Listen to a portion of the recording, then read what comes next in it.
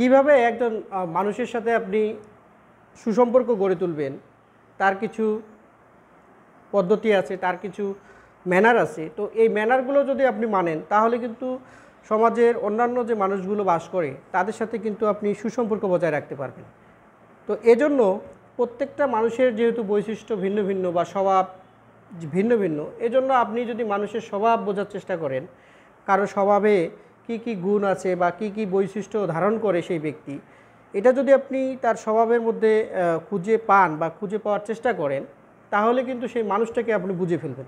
আর একটা মানুষকে বুঝলেই তার সাথে কিন্তু ভালোভাবে সম্পর্ক তৈরি করা যায় এবং তার সাথে কিন্তু আপনি দীর্ঘ পথ চলতে পারবেন। এরপর যেটা হয়, মানুষের যে বৈশিষ্ট্য, সেই বৈশিষ্ট্যগুলোকে প্রাধান্য দেওয়া।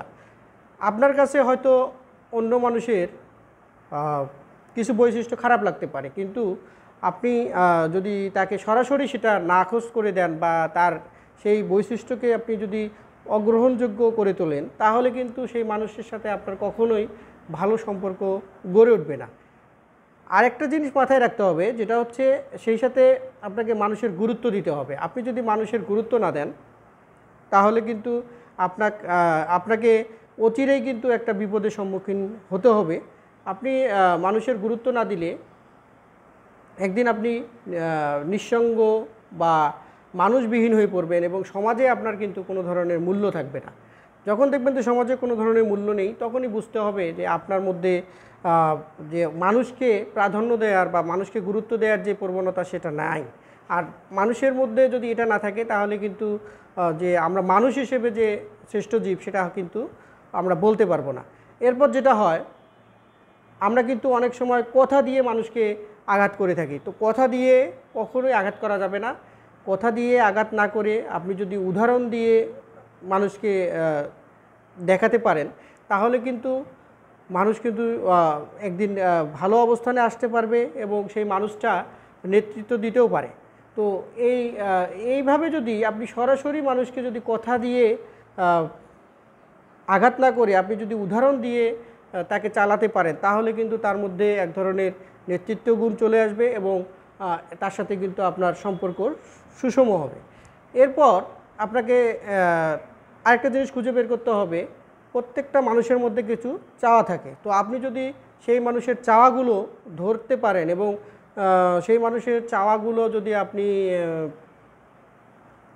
নিজের মধ্যে আশ্বস্ত করতে পারেন এবং সেই মানুষটা কি চায় বা কি চায় না, এই বিষয়টা যদি আপনি আইডেন্টিফাই করতে পারেন, তাহলে কিন্তু সেই মানুষটার সাথে কিন্তু আপনার এক ধরনের ভালো সম্পর্ক তৈরি হবে।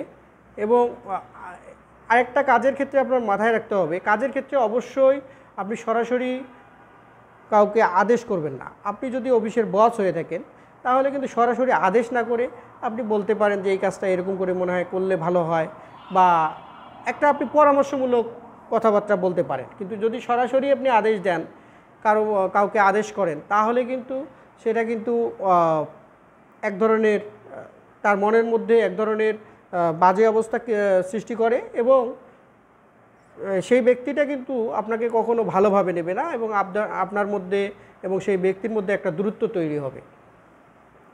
আরেকটা বিষয়, আপনি সবসময় সূক্ষ্ম হওয়ার চেষ্টা করবেন। সূক্ষ্ম হয়ে আপনি কিন্তু চেষ্টা করবেন যে মানুষের সবার প্রতি সমানভাবে বিচার করা। আপনি যদি সূক্ষ্মভাবে সবার মধ্যে সমবন্টন করতে পারেন সব কিছু, তাহলে কিন্তু আপনার সাথে একজন মানুষের সুসম্পর্ক গড়ে উঠবে এবং আপনি কিন্তু অচিরেই একজন ভালো মানুষ হিসেবেও সমাজে প্রতিষ্ঠা পাবেন। তো এভাবে কিন্তু এই পদ্ধতিগুলোর মাধ্যমে আমরা কিন্তু একজন মানুষের সাথে সুসম্পর্ক গড়ে তুলতে পারি এবং এই সুসম্পর্ক গড়ার মাধ্যমে মানুষের যে ব্যক্তি বা মানুষের যে বৈশিষ্ট্য হওয়া উচিত, সেটা আমরা ধারণ করতে পারবো। ধন্যবাদ সবাইকে।